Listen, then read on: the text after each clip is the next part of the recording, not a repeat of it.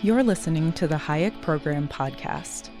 This podcast includes audio from lectures, interviews, and discussions from scholars and visitors of the F.A. Hayek Program for Advanced Study in Philosophy, Politics, and Economics at the Mercatus Center at George Mason University. To learn more about the Hayek Program, visit hayek.mercatus.org. To learn about graduate student fellowship opportunities with the Mercatus Center at George Mason University for students at Mason as well as at universities across the globe, please visit students.mercatus.org. Okay, welcome. My name is Pete Boettke. I'm a professor of economics here at George Mason University and the director of the F.A. Hayek Program for Advanced Study in Philosophy, Politics, and Economics at the Mercatus Center. And this is a PPE book sort of workshop for Chris Coyne's new book. We're here. It's the title up there that you can see. And so I want to thank you all for taking the time to come on out. The way this is going to work today is we're going to get Chris to come on up and give a discussion summary of his main findings in his book. And then we're going to have discussants. Peter Van der Buren will talk first, then Bob Higgs will talk, and then Chris, and then we'll open it up to the audience. I'm going to try to give very brief introductions. Before that, I want to thank the staff at Mercatus and Claire for putting this all together and making us be able to do events like this. Peter Van der Buren is a 24-year veteran of Foreign Service Office at the State Department, spent a year in Iraq leading 2 State Department provisional reconstruction teams. Following his book, We Met Well, How I Helped Lose the Battle for the Hearts and Minds of the Iraqi People, published in 2011, the Department of State began termination proceedings against him, reassigning him to make work position and stripping him of his security clearance and diplomatic credentials. Through the efforts of the Government Accountability Project and the ACLU, Van Buren instead retired from the State Department with full benefits of service. Then we'll hear from Professor Bob Higgs. Bob Higgs is a senior fellow in political economy for the Independent Institute and the editor-at-large of the Institute's quarterly journal, The Independent Review. He received his PhD in economics from Johns Hopkins University, and he has taught at the University of Washington, Lafayette College, Seattle University, and the University of Economics in Prague. He has been a visiting scholar at Oxford and Stanford and a fellow at the Hoover Institution and the National Science Foundation. He is the recipient of numerous awards, including the Gary, I don't know how to say this, I should know this because it's actually a Mises Institute thing, I think, Scharlbaum Award for Lifetime Defense of Liberty, the Thomas Szasz Award for Outstanding Contributions to the Cause of Civil Liberties, Lysander Spooner Award for Advancing the Literature of Liberty, and the Friedrich Wieser Memorial Prize for Excellence in Economic Education, and Templeton Honor Rolls Awards on Education in a Free Society. And finally, our author today, Chris Coyne, is the F.A. Harper Professor of Economics at George Mason University. He's the Associate Director of the Hayek Program, and he is also the Director of Graduate Studies at George Mason University's Economics Department. He is a co-editor of the Review of Austrian Economics and co-editor of the Independent Review, and the book review editor of Public Choice. In 2008, he was named a Hayek Fellow at the London School of Economics, and in 2010, he was a visiting scholar at Social Philosophy and Policy Center at Bowling Green. We're here today to talk about Chris's most recent book, but before that, he published After War, The Political Economy of Exporting Democracy, also by Stanford, Media Development and Institutional Change, co-authored with Pete Leeson. It was published in 2009. And he's the editor with Rachel Coyne of the Handbook of the Political Economy of War. In addition, he's published numerous articles in books and journals and in policy things. So without any further ado from me, please welcome Chris Coyne.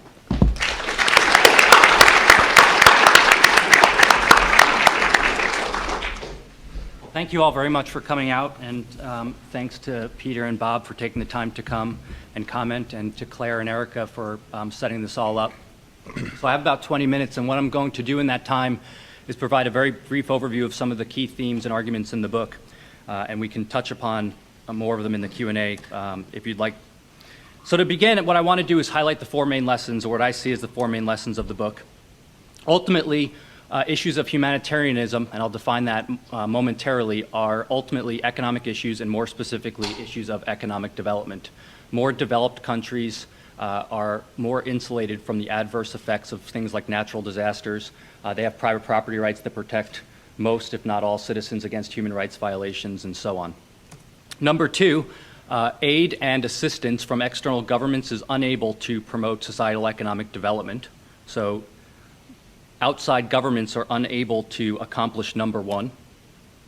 Number three, short-term humanitarian assistance can, in principle, provide short-term relief. In other words, for people that are suffering in other geographic locations, other societies, it is in principle possible to help them with short-term relief, even though, as I'll discuss in more detail momentarily in the book, I argue that we shouldn't have confidence in government's ability to do this on a consistent basis across instances of suffering.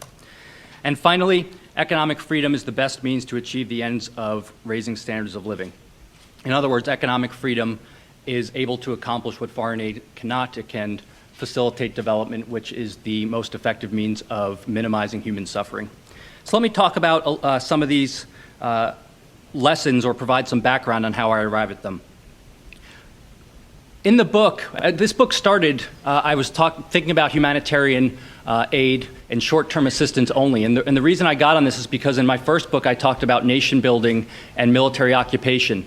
And many, if not most people, disagreed with my position in that book. But one of the things or questions I would get asked all the time is, well, even if we do buy your argument, what about, and then the person would insert some kind of humanitarian crisis, a genocide, a famine, and they'd say, well, surely you think that there's a role for foreign governments to play to help these people who are suffering. And so that was kind of the impetus behind doing bad.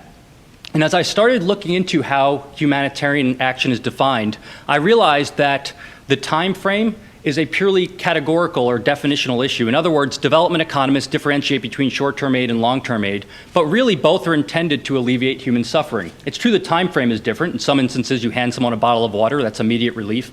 In other instances, you build roads and infrastructure and schools and so on, and that might be categorized as long-term development aid. But in both instances, it's intended to facilitate improvements in standards of living which minimize human suffering. So I take a very broad definition, and the way I view humanitarian action, state-led humanitarian action, is any coercive or non-coercive action that is intended to alleviate suffering. So some examples domestically. Hurricane Katrina is a non-coercive example of government attempts to alleviate suffering. Extreme poverty around the world, foreign aid intended to alleviate poverty. That's an example of humanitarian action under my definition. Post-earthquake Haiti, following the 2010 earthquake, it's still ongoing. That's an example.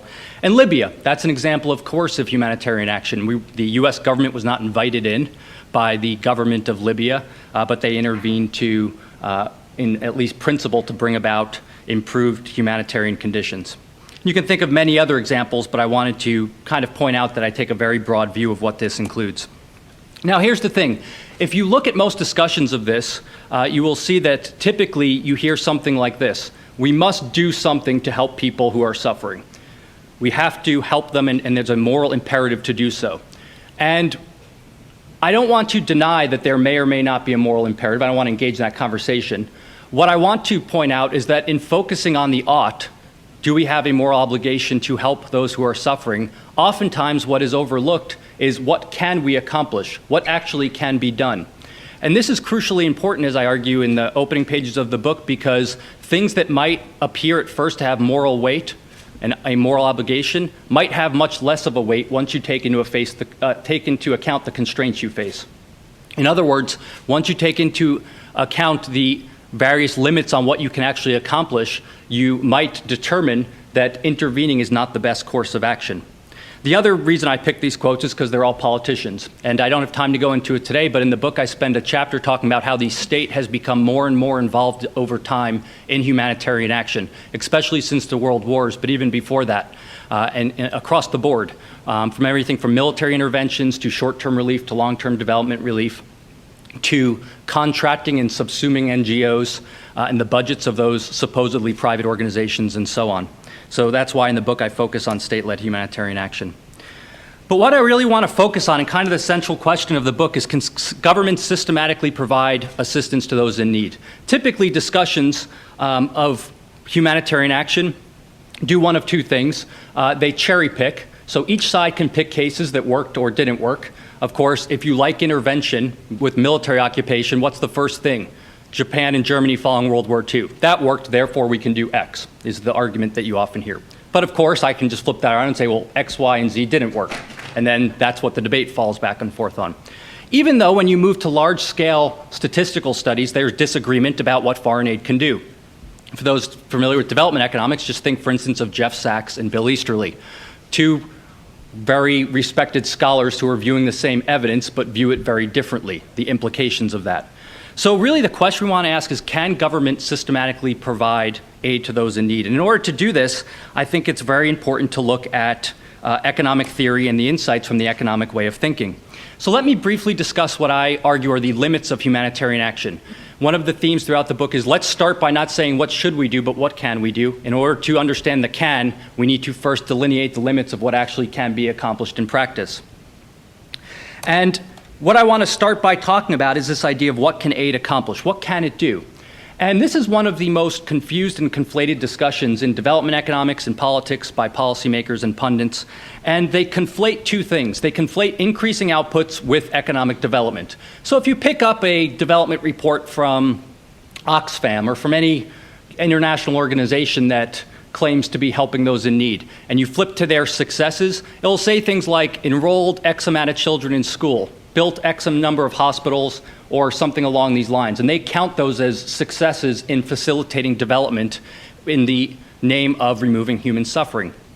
Now, it's true that those things are increases in output, but that does not necessarily mean that they are contributing to broader society-wide economic development. And here's the distinction, the important distinction between these two things. Increases in societal development, well-being, standards of living in a general sense, do involve increases in output, but they entail increases in output of things that people value. In other words, there is a link between production and consumption.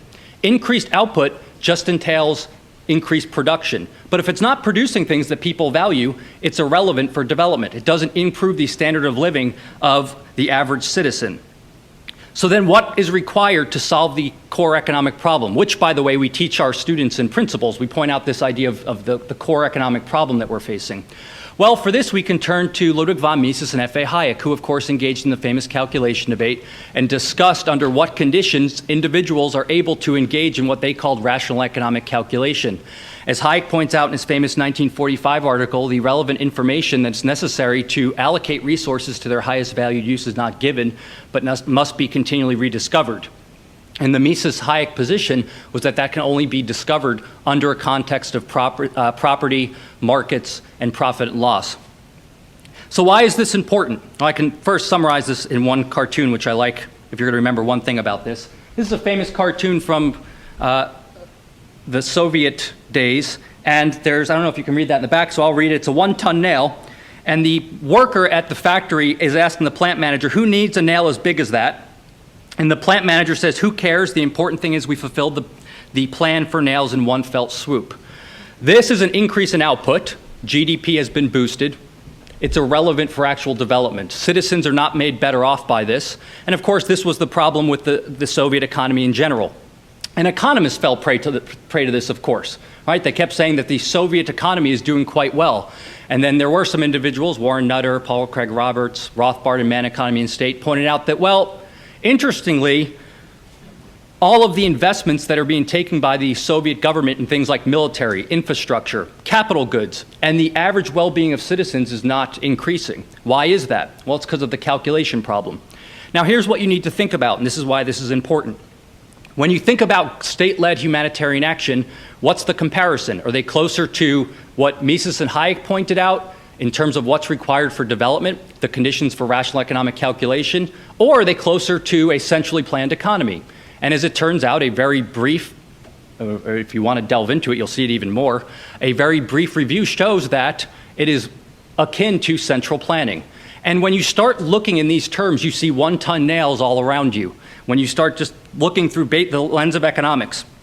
Two very brief examples. Following Hurricane Katrina, This is the infamous trailer example, right, where FEMA purchased all these trailers. They ended up being useless and sitting there, and they increased output. The output of housing increased, but it did not contribute to alleviating the suffering of those who have incurred the cost of the hurricane. A more recent example, Afghanistan. This is from the Senate Foreign Relations Committee, which reported that 97% of Afghanistan's GDP is due to injections from external aid. So now, of course, the argument is, well, we can't really disengage from Afghanistan because if we do, the economy will collapse. This is not economic development in the sense of entrepreneurship, innovation that increases standards of living. It's fake. It's parachuting in goods and services from the outside, which again might help some people, but it doesn't lead to any kind of long-term development in the sense that economists talk about it. So now here's the thing. That's the limits of what aid can do. Aid cannot promote society-wide development. What it can do, in principle, is increase outputs which alleviate short-term suffering. But now we have a puzzle to explain. And there's two aspects of the puzzle. The first is that in many cases of delivering aid, understand that delivering short-term aid is a purely technological problem. We know how to produce water. We know how to produce vaccines. It's simply a matter of moving it from point A to point B. But we know from experience that in numerous instances, it never gets from point A to point B. That's part of the puzzle. The second puzzle is, why is there a constant push within state agencies, bureaus, to push beyond those limits, to go beyond what can be accomplished? And really the main takeaway here is that in the absence of economic knowledge, in the absence or the inability of the ability of planners to engage in economic calculation, what they do is turn to political knowledge, and that political knowledge is generated through political institutions, which generates a variety of perverse outcomes. And one of the themes throughout the book that I discuss, the main character, if you will, kind of going off Adam Smith's man of the system, is what I call the man of the humanitarian system. And just like Adam Smith's man of the system, the man of the humanitarian system thinks or has the mentality that they can move people around in a manner which makes them better off because the man of the system has superior knowledge. Smith likens it to moving people around on a chessboard. And of course, as he says, they assume that the pawns don't respond. They're completely passive. And so that's when I get into kind of the politics of it. And there's really three aspects that I talk about in the book. I'll briefly talk about each. I can't go into too much detail given the time limitations. And these are well known to those of you who are familiar with the literature on development and foreign aid. The first is that when you provide windfall profits, in other words, when you dump a lot of money into a situation, typically that is dysfunctional to start with. By dysfunctional, I mean it's highly corrupt. There are a lack of checks and balances and mechanisms for accountability and responsibility and feedback. What happens is you generate political competition on a variety of margins. You get competition between potential recipient governments. You get competition between agencies within recipient governments. You get competition at home within the United States and other developed countries, governments. Within those governments, you get competition between the agencies as they vie for control of policy and control of resources. And really what's left out of this formula is the supposed customer. The customer of humanitarian action is ultimately the person that's suffering. But if you look at how the system is set up, they really have no voice. There's no feedback between the person you're attempting to help and the actual source of the funds. And as the hierarchy or the bureaucracy gets more and more layered and more vertical, if you will, taller, I should say, that link is further and further blurred. That leads directly to the concept of, or the economics of bureaucracy. The economics of bureaucracy in the book I pull off from, of course, Gordon Tullock and Bill Niskanen. And one of the things or several of the things they pointed out is that bureaus have an incentive to maximize their budget, maximize the number of subordinates that are employed, and also maximize the array of activities that fall under the purview of their portfolio. And this explains why there is a tendency for government bureaus to push beyond the limits of what can be accomplished. How do you get a bigger budget in government? What sounds better? Saying, well, if you give us more money, we can do a really good job delivering water to people in Haiti. Or, give me more money, we need to go around the world and rid the world of bad people, end extreme poverty, make the world a better place, make it safe for democracy. Of course, the latter sounds much better than just saying, look, we really can just focus on delivering tents, water, and vaccines, so let's focus our efforts on that. And it's that push which encourages this man of the system mentality. It incentivizes it and rewards it. And finally, there's this idea of system effects. System effects refer to the idea that when you intervene in a complex system has two kind of key characteristics. One is there's a united set of elements or units that are interconnected. And the second related characteristic is that the broader order looks different than any of the individual units or elements. So the individual units or elements are interconnected, but they generate a broader order that has its own unique characteristics. Systems type thinking, if you appreciate it, limits your ability to intervene in the system to fix perceived problems, because you quickly realize that it's beyond human reason to understand that system, let alone design a plan that can neatly fix it. The type of thinking that dominates state-led humanitarian action is linear thinking. Linear thinking is engineering or technological type thinking. It's A plus B equals C. This type of thinking is good for lots of things. For building bridges, it's good. For accomplishing tasks that we can comprehend, linear thinking is quite important. For redesigning the world according to our grand plans and desires, it's not very good because we can't hope to understand it. But more importantly, in intervening in one aspect of the system, it has effects which you can't possibly anticipate. It has effects which are not seen at the time of action. But more importantly, given the inefficiencies of political institutions, which are highly unadaptable, relevant adjustments will not be made once those adverse effects become evident over time. And you can identify lots of different cases of this. One case of a system's effects, which is going on right now, is Libya. So on the face of it, you overthrow Gaddafi. Terrible dictator, violator of human rights. You can't argue that in any way that he was a good guy. What happens? Overthrow him. People of limited intervention say, see, they work. Well, what's the outcome? It's true that Gaddafi's gone, but you have disorder within the country, a power vacuum with no clear, strong, centralized power. You have militias running around, but more importantly, you have regional instability now, which of course led to the French intervention in Mali, which then is spilling over. Weapons are then spilling over into Syria now, and so on. This, by the way, is not an argument against intervention in itself, the point that there's unintended consequences. What it is a word of warning that what at first appears to be a simple intervention to correct something, when you take into account what could happen and limits on your knowledge, the net benefits are not as clear as they first appear. And at least you should recognize that and have a discussion. And the burden, the onus is on the person who is the proponent of the intervention to demonstrate that when these negative unintended consequences do emerge, mechanisms are in place that will lead people to adapt and change their behaviors appropriately. So, where does this leave us?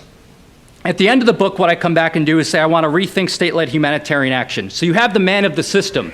In the words of Thomas Sowell, you have an unconstrained vision of what humanitarians can accomplish. And really what I come back at the end and say is what we need is not a mentality of being unconstrained, but a constrained approach. And what would that entail? Well, let's say our end is to help people, and we realize the constraints we face, the ones I pointed out earlier.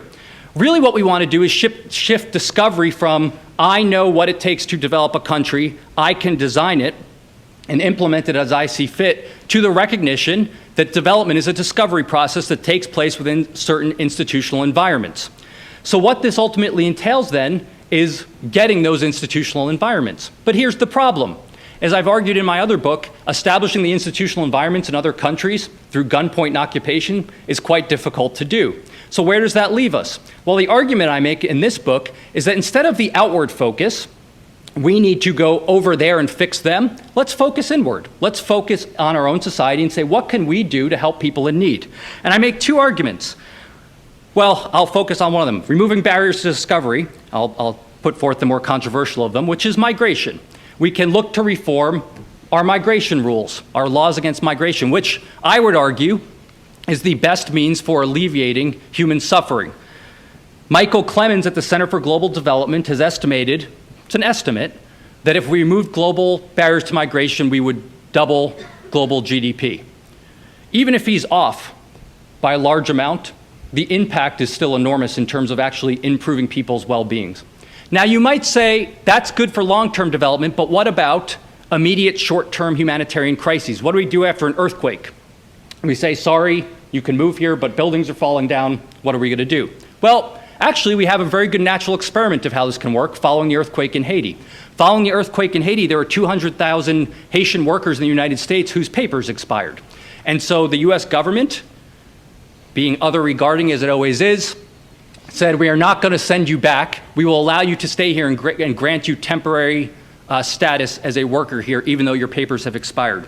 And according to the World Bank in 2010, those 200,000 workers sent back to Haiti $360 million in remittances. That's more aid, by the way, than the US government gave to Haiti following the earthquake in that same year, which actually might be a good thing that they didn't give more, but nonetheless, private humanitarian action generated more aid than governments could do, which have enormously more money to offer.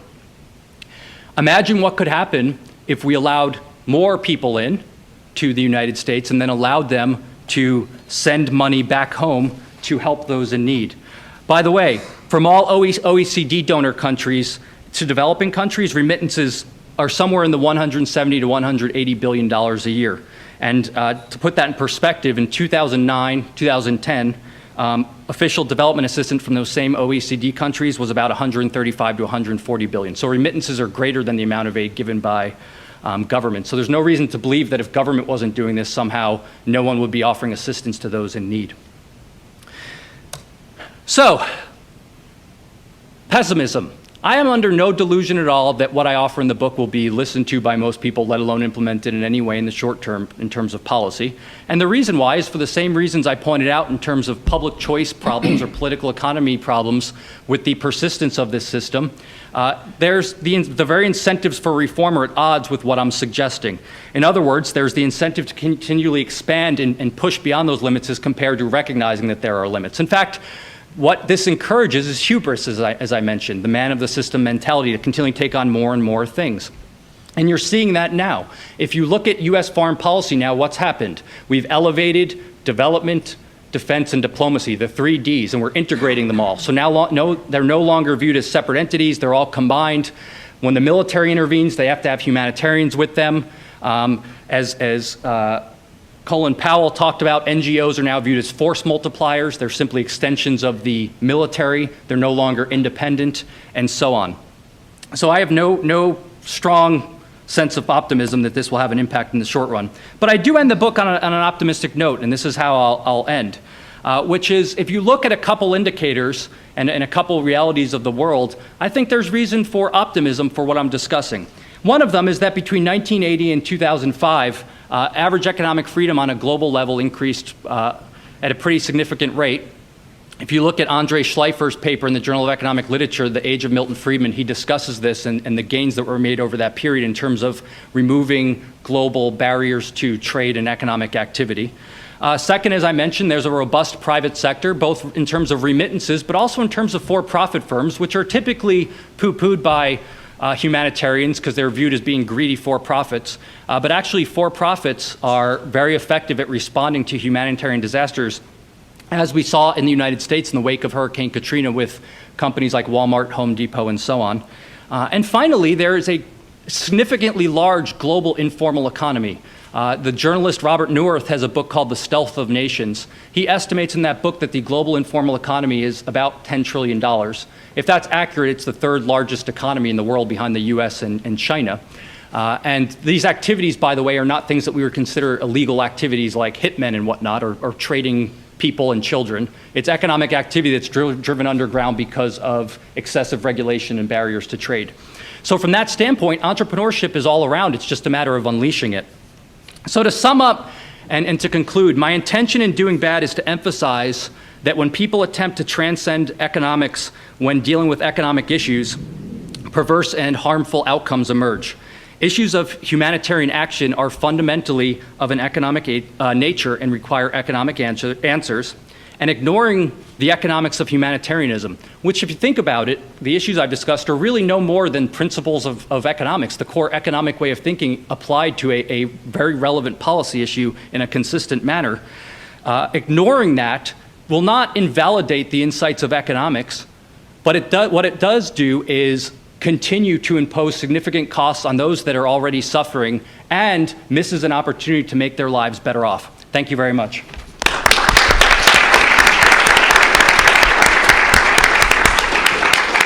Okay, so now we'll hear from Peter Van Buren. Thank you. It's a pleasure to be here. I wrote a book, too. It's called We Meant Well, How I Helped Lose the Battle for the Hearts and Minds of the Iraqi People. So in case you were not clear who, in fact, lost that war, it was probably me. It's a very important to talk about what happened in Iraq, because I, in fact, was the man in the system that Chris refers to in his book. I was charged by the U.S. Department of State with the rebuilding of Iraq. We like the term rebuilding. Other people said nation building, humanitarian, reconstruction. Pick the buzzword that appeals to you most. It was all pretty much the same thing. And the Department of State sent me to Iraq specifically charged with this mission, to fix this, to rebuild Iraq, and not only alleviate any humanitarian suffering, but along the way create an ally of the United States. And we were given extraordinary amounts of money to do this with. And over the course of my time there, running 2 of the provincial reconstruction teams, the vehicle for all this, we managed to break pretty much every rule that Chris cited in his book. And the results, I think, are fairly obviously a failure. What I'd like to do today, in the brief time that I have, is to go through some of the things that happened in Iraq and relate them to Chris's more academic examples and put a human face on some of the things that he refers to as the perverse outcomes of our efforts there. To begin with, the concept of the man in the system was alive and well in what we did in Iraq, and is certainly at play in our efforts in Afghanistan today and other places around the world where the United States has continued in this object of nation building. In Iraq, we didn't just separate the man in the system kind of theoretically from the environment that he was trying to influence. We actually built walls around him. Most of the decisions about what were being done in Iraq were either being made in Washington, which was far away from Iraq, or they were being made at the American Embassy, which was in the Green Zone in Baghdad, which was surrounded by a moat and walls and barbed wire, and was about as far away from Iraq as you could get and still theoretically claim to be in the country.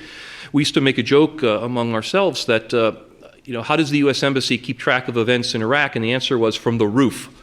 And it was actually very true. And the ability to see what was going on was outweighed by the internal desire to believe that you could, in fact, control what was going on by making pronouncements. And so we would often be given directives from Washington, such as, well, the Secretary of Agriculture is going to be making a big speech next week in Iowa, so please create some agricultural successes that he can cite there. Try to get that done by next week. We would also be told that it was now time to begin empowering women, and which is a great idea. But the driver, of course, was that a new ambassador for women's empowerment had been imported into Iraq, and she wanted to have things empowered during her time there. And so the mindset that we could influence these events was very real and very much the man in the humanitarian system that Chris talks about. The other thing that struck me in talking about the motivations, I mean, most of us at some level wanted to do nice things. I mean, the title of my book, We Meant Well, is only partially sarcastic, because I don't think anyone was out there to say, gee, I hope I really mess up somebody's life today, or spill water on somebody, or make a mess out of things. I think we all, internally wanted to do something nice. But in fact, our motivations were very different. We were driven by a desire to please our bosses, because in a bureaucratic system, that is how one gets ahead. We were, of course, driven to create outcomes, such as more students are in school and more bottles of water were delivered, the things that Chris talked about. But more importantly, we wanted to make our boss happy so that she was happy and could make her boss happy, and on up the line until one day Hillary Clinton smiled and all would be well for us. On a 24-hour news cycle, that was really kind of a bit of a challenge to do. It used to be that we had to have a success a week. The bosses would have a big weekly meeting on Fridays in the embassy, and everybody had to feed a success upstream by Friday.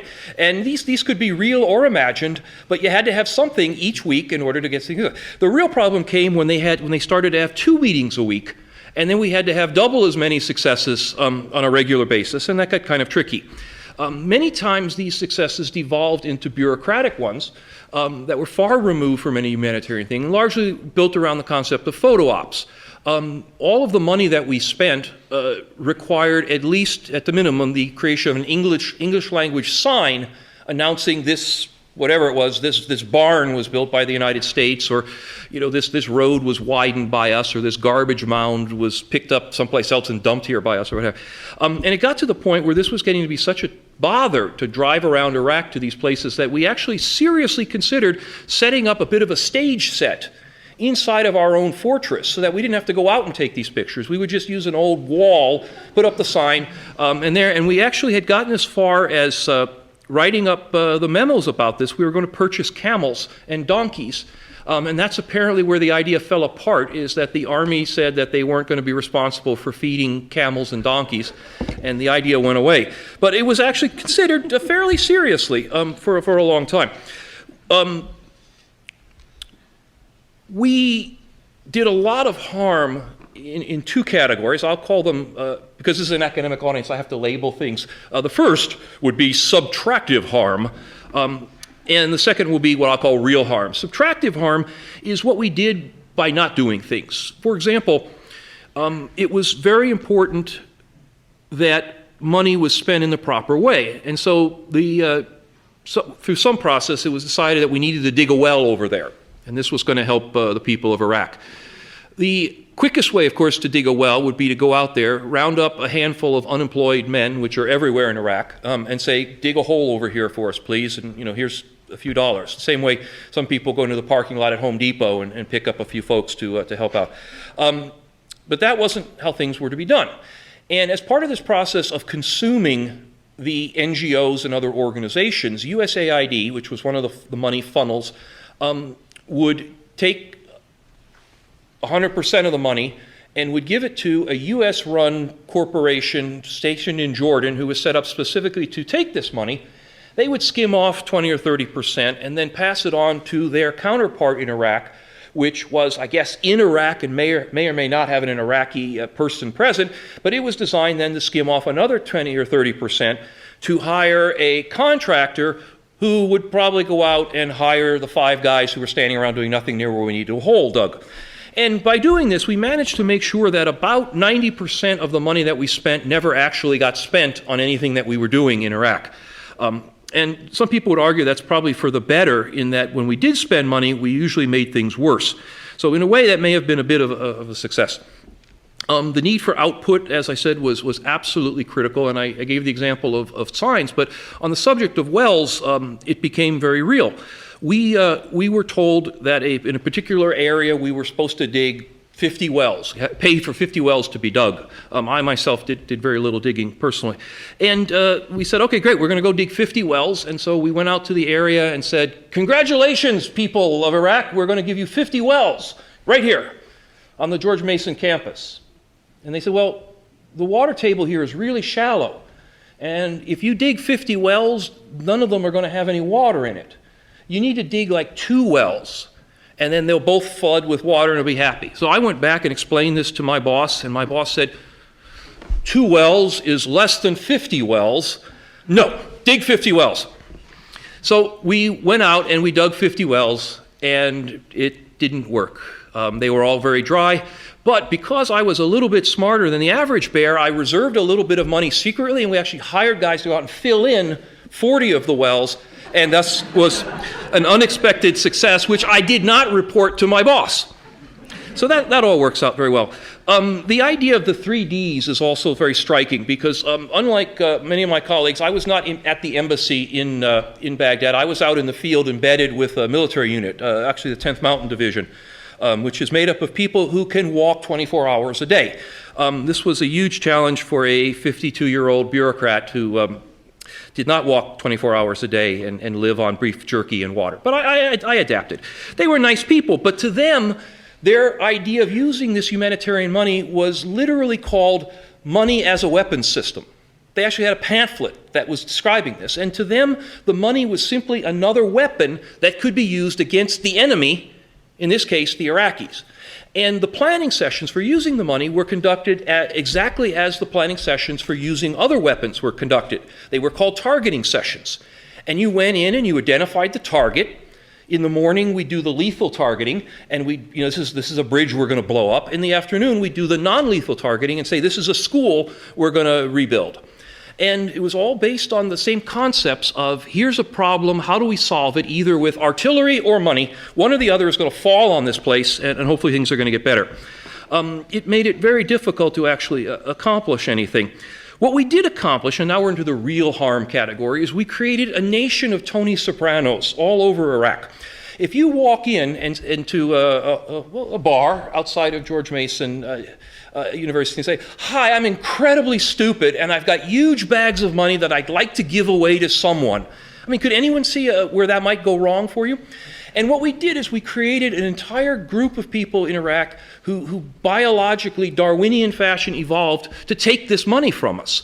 And so we ended up enforcing empowering gangsters, creating new gangsters, and otherwise causing bad things to happen. The unintended consequences were exceptional, and almost the title of my book could have been Unexpected Consequences, and I'll just touch on some of those very quickly. The creating of a very vibrant mafia within Iraq was certainly one of our more significant accomplishments, but they also happened on a much smaller level. We managed to doom local budgeting and government by paying for everything ourselves. If the U.S. government was paying for the trash to be picked up, why should local government figure out actually how to do that? When we stopped paying for the trash to get picked up because we moved on to another target, we actually created a rabies epidemic because the garbage accumulated in such large amounts that the wild dog population exploded. The Iraqi police, who used to shoot wild dogs, realized that when they shot things, especially at night, the Americans would mortar the area. And so they stopped shooting the dogs, the garbage accumulated, and people started dying of rabies. We responded by supplying rabies vaccines in great numbers. One of our most significant unintended consequences came about, again, from the man in the humanitarian system who said, I told us Quentin time here in Washington, don't give money to Tony Soprano. Everyone you give money to in Iraq has to be an NGO. Sounded like a good thing in Washington, and certainly was trumpeted widely in the media and things like that. And then what happened is every Tony Soprano then became an NGO. And these guys would have a span of name cards. Here's Tony Soprano, Sunni Sheikh, Tony Soprano, contractor, Tony Soprano, NGO. Which one did you need from him on that given day? Better yet, and it's very significant because Chris talks about removing the barriers to economic freedom. One thing would be to eliminate or lessen government restrictions on economic freedom. The tiny little office that was staffed by like 3 old people that licensed NGOs in Baghdad ballooned into hundreds of people, all of whom were raking in millions of dollars in bribes, because suddenly becoming an NGO in Iraq was a very important thing to do and worth a lot of money. So we did all that as part of our great accomplishments there. Chris touches briefly, and he didn't get a chance to mention it in his speaking today, on the fact that the humanitarian workers often bring bad things along with them. We've all seen reports of the UN workers in Africa that participate in the child sex trade, and other places where humanitarians are at least immune from local laws, if not legally immune, in the case of Iraq, where we were diplomatically immune. And I remind you there, quite seriously, of the number of people that were murdered by our security contractors, Blackwater and the other security groups, and more importantly, the trade in human beings that the United States brought along with it to Iraq. We weren't about to wash our own dishes and cook our own food, and we couldn't trust the Iraqis to come onto our military bases and do it for us because they would kill us. And so instead, we imported workers from the third world to do that. All of the cooks and cleaners were Sri Lankans.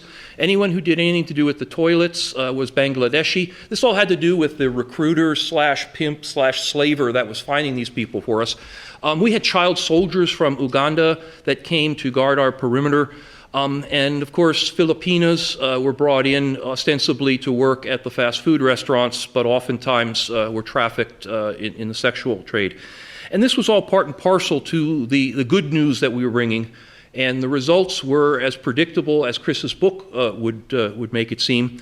And I think anyone who wants to pick up the news and look at what's happening in Iraq today can see what those trillions of dollars actually went into. In closing, which just told me it's time. In closing, I just want to recount very briefly what happened to me because I wrote this book in hopes that George Mason will treat Chris better. 2 years ago, when this book came out, the Department of State began efforts to prosecute me, put me in jail for writing it, claiming that there was classified material in it. There's not. When they failed at that, they then tried to seize the profits from it, claiming that the interesting things in the book I had learned on government salary, and so I can't write a book about them, as if politicians don't write books about their things. Hillary is working on her memoirs, by the way. They failed at that. They took away my security clearance for linking to a WikiLeaks document on my blog, and then sent people into my life to try to find something to fire me over. And so diplomatic security agents were in my neighborhood asking the neighbors if they ever smelled marijuana or saw unsavory people coming and going. They went through my financial documents. I was called into an office and shown a list of all the websites I had looked at that week from home and asked why I was looking at websites about the Middle East. Duh. My financials were looked at. My credit card statements were on a desk in front of me when I walked in. And I was accused of all these things. They eventually threatened to take me to court for something and keep the game going until I had no money left, basically seeing if they could bankrupt me over the course of all this. When all that started to get to a head, I was very lucky that the American Civil Liberties Union and a group called the Government Accountability Project, as Peter mentioned, came in and were willing to defend me and my First Amendment rights. And so luckily, we negotiated a conclusion to all this where I retired from the State Department and no longer serve the U.S. government. I say that for three reasons. One, of course, I want you all to feel really sorry for me because I lost all my hair in the process, and I feel bad about that. The other, and I used to yell at the dog when I was frustrated. But the two reasons, the real two reasons I want to bring that up are number one, to show that there has been some progress in America being willing to think about these things. From a book that practically got me thrown into jail to the point where we can now have a fairly dispassionate academic discussion about whether these things will work or how to do them and things like that. The final thing, of course, is to hope to persuade anybody from George Mason University here not to prosecute Chris for writing his book or go through his financials or try to bankrupt him or anything like that. So I just want to hope that GMU will please give him a break. We're going to be doing this again. This reconstruction business that we've documented has failed time and time and time and time again. We're going to be doing it some more. And so it's very important that people like Chris continue to write these books and you all continue to listen to what he has to say, because if we're going to do this, we could hope at least to do a little less harm the next time, possibly a little more good, and possibly make better use of the taxpayers, your money, when we start spending it in Syria or Libya or the next place. Thank you.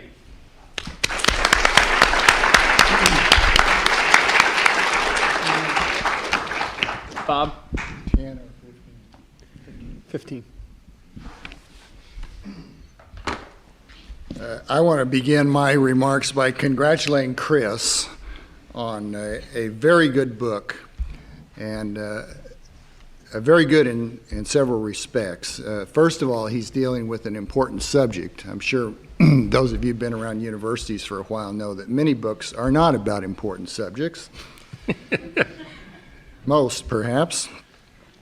This one deals with a very important subject, and it is deeply researched. I'm very impressed by all of the documents and books and articles and relevant materials that Chris has poured over in order to familiarize himself deeply with his subject matter. It is subject matter that is interpreted in a very sound theoretical framework, and that, again, is not something we get from every analysis. We often find people who are willing to dig deeply into the subject materials, but then they make a hash of their interpretation of what's going on. Chris does not do that at all. And finally, the book is a very well written, and as someone who spent much of his life as an editor, I was especially grateful for that. The presentation is clear, precise, and the tone is always just right. It's dispassionate, yet at the same time it packs a punch. So the presentation is excellent. Congratulations, Chris. Very, very well done. Secondly, you may perhaps have very little interest in state-led humanitarian projects. It's not a subject that has occupied me in my research, and so I wasn't sure how much interest I would have when I started reading the book, but I would say that even if you have no interest in humanitarian projects at all, this is a book from which you can learn a great deal because Chris's analysis is general. The book is a kind of handbook for how you would go about studying any government-run program whatsoever, because the analysis that's brought to bear in analyzing and critiquing state-led humanitarian efforts applies in almost every case equally to other government programs. So if you want to understand how the government part of the world works, this is an excellent book to read because you'll learn exactly what you need to know to stop letting people make a fool of you. Now, what does this approach amount to? It involves subsuming several different intellectual or academic traditions, all in one, in Chris's case, seamless set of propositions. The first is public choice analysis.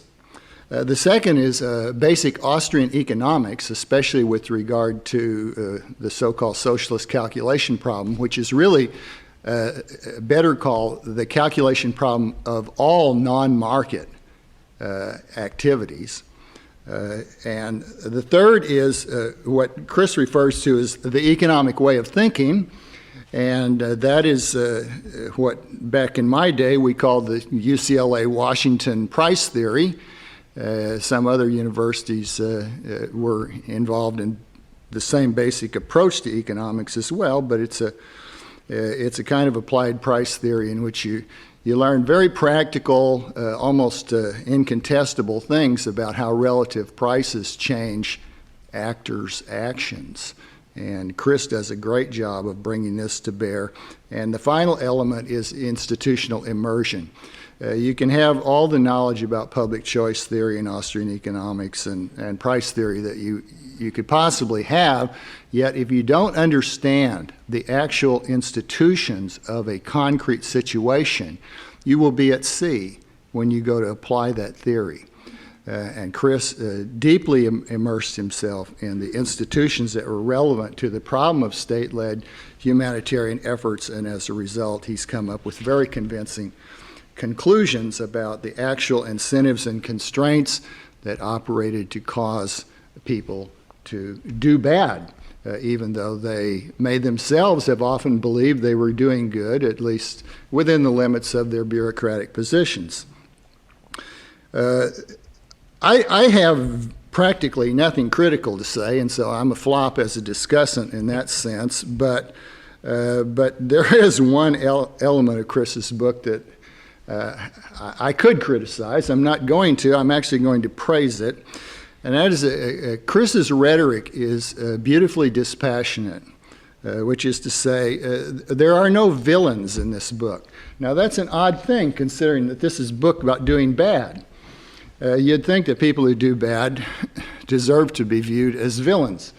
But as Chris lays out the analysis, the reason they're doing bad is not necessarily that they are bad people, but because the incentives and the constraints of the institutions within which they operate lead them to make certain choices, which, when we stand back and assess, are obviously bad outcomes. Particularly in regard to the ostensible aims of these programs. The aim is to alleviate human suffering. Has that been done? Well, you'd think that if you spend 60, 80, 100 billion dollars in one country to alleviate human suffering, you ought to damn well alleviate a lot of human suffering. But did you?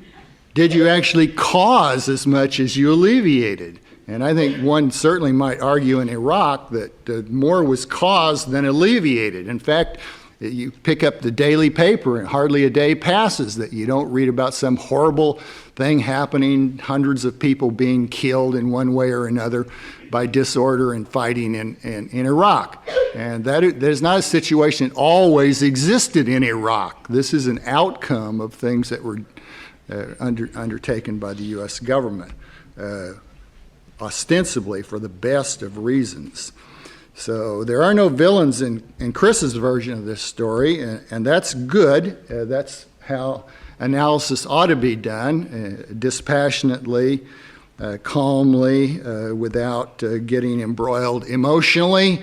I wish I were capable of assessing things that way. Finally, Chris does a good job of laying out a kind of checklist at various points of his analysis, his analytical propositions, and his conclusions. And particularly early in the book, he gives you a preview on pages 20, 21, where he has 10 propositions about the realities of state-led humanitarian action. Now, some of these, as he indicated, relate to the provision of immediate relief when people are starving after an earthquake or they have no water to drink or so forth. Obviously, something beneficial can be done even by the U.S. government. It's not incapable of every single thing we can imagine. So it could haul a plane load of water to some Iraqi city. It's capable of doing that, and that might be a beneficial thing in certain circumstances. But Chris also indicated that when we get beyond the immediate outcomes of some humanitarian disaster, what's at stake here is always whether we are helping to promote longer-term, sustained economic development, because it's only through that process that we bring large groups of people into a position where they will be less likely to suffer and where their material well-being will be enhanced. If we know anything about economic history, we know that. Economic liberty was an essential condition of sustained, substantial economic growth everywhere it's taken place in the world. And sometimes all you had to do was open a little window of economic liberty. Give a Chinese farmer just an inch, and he might take enough of a mile that he would transform rural China. It may not take a lot of economic liberty. We don't have to create laissez-faire societies. We have to give people room to maneuver entrepreneurially without fear that every success they have will be ripped off by the local state agents. So that's what we need to have, and that will give us long-term economic development. Now, when I read Chris's checklist of 10 things, it reminded me of something in my own history, and I'm old enough now that I'm expected to just muse about things in the old days. And so I'll do that here for a few minutes. When I went to teach at the University of Washington in 1968, Doug North, the chairman there, had created a course for himself to teach some years earlier called Economic History and Economic Development, which is a combination of those two areas normally taught separately. And Doug had somehow tired of doing that or had wanted to do other things now. And so he assigned me to teach this course, and I did because I couldn't say no. I did teach it for about 10 years, and then I grew so disillusioned with everything that I'd been myself learning and then passing on to the students from what was called development economics that I pleaded to be relieved from this duty, and was. And at that time, I decided I would write down what I had learned about development economics. And I wrote an article. It's the first thing I ever wrote for non-academic publication, called 10 Rules for Understanding Economic Development. And this was published in the Freeman in March 1978. And so I dug it out the other day and found that there's a lot of correspondence between what Chris writes in his book and what I concluded back in 1977. Some of my rules were the following. Do not conceive of development as solely economic.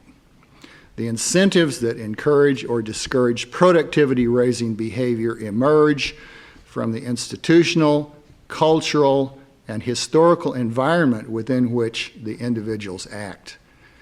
You don't have to be a genius to see that's not the sort of institutional environment an outside power can come in and transform with a wave of its hand, even if the hand is clutching a lot of money. Another rule, do not postulate that economic development is the sole objective of any relevant decision maker. Development economists are always talking about doing this or doing that or adopting this program to promote economic development.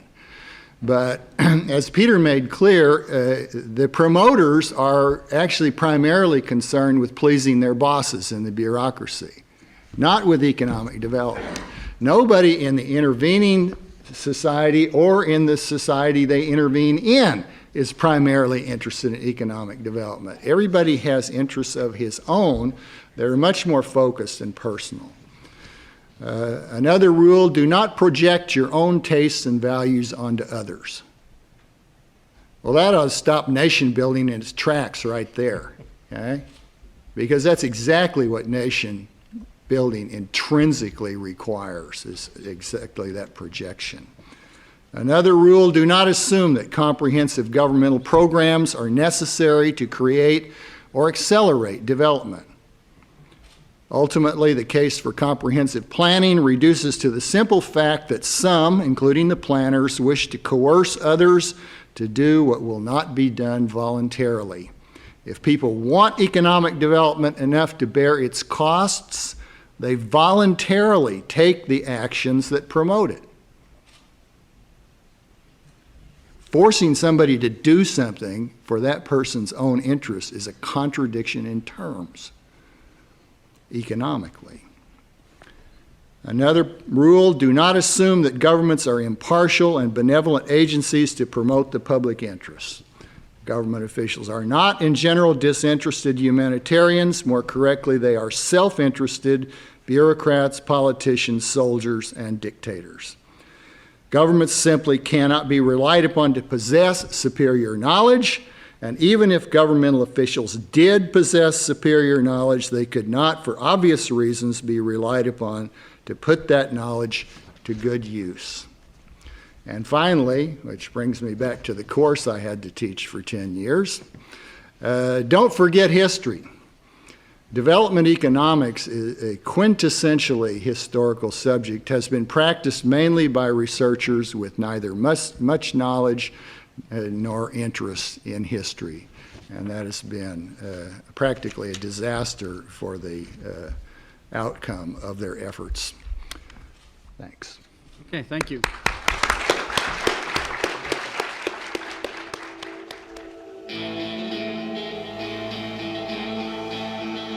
Thank you for listening to the Hayek Program podcast. To learn more about the research, scholars, and work of the Hayek Program, visit hayek.mercatus.org. For more information about graduate student fellowship opportunities for students at Mason as well as at universities across the globe, please visit students.mercatus.org. We hope you recommend students to our programs or consider applying yourself.